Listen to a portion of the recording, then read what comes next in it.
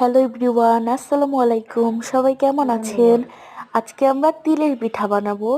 এখন যেহেতু সব জায়গায় অনেক শীত, শীতের সময় কিন্তু পিঠা খেতে অনেক ভালো লাগে। এই কারণে আজ তিল দিয়ে মজাদার একটা পিঠা বানাবো। এই পিঠা বানানোর জন্য সর্বপ্রথমে তিল, নারিকেল আর গুড় দিয়ে সুন্দর একটা পুর বানিয়ে নিয়ে চাউলের গুঁড়া সেদ্ধ করে সুন্দর একটা ডো বানিয়ে নিয়েছি। তারপরে হাতের সাহায্যেই পিঠাটাকে গোল করে নেব। তার ওটার ভেতরে পুর দিয়ে সাইডটা হালকা একটু লাগিয়ে দেব। তারপর প্যানে ভেজে নেব। লাল লাল করে ভাজতে হবে। এটা যত লাল লাল করে ভাজা হবে খেতে ততই ভালো লাগবে।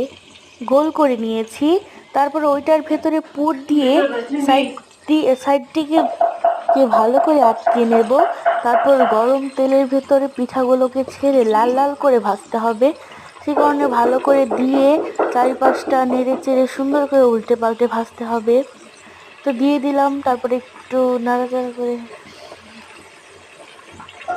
এই পিঠাটা কিন্তু গরম গরম খেতে অনেক ভালো লাগে। বিশেষ করে আমি একটু মোটা করে দিয়েছি লেয়ারটা, তাহলে অনেক মজা লাগে খেতে। এটা নরম নরম হয়। তারপর এটাকে লাল লাল করে ভেজে নেব। আমার এক পিঠ ভাজা হয়ে গেছে। আমি আরো এক পিঠ ভালো করে ভেজে নেব লাল করে। যত লাল হবে ততই মজা লাগবে, পিঠাটা খেতে মচমচে হবে। আমি আর একটু নেড়ে চেড়ে সুন্দর করে পিঠাকে ভেজে নেব।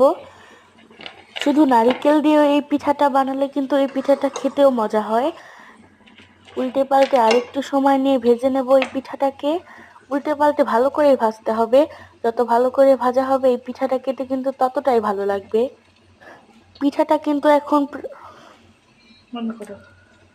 পিঠাটা কিন্তু এখন প্রায় ভাজা হয়ে গেছে।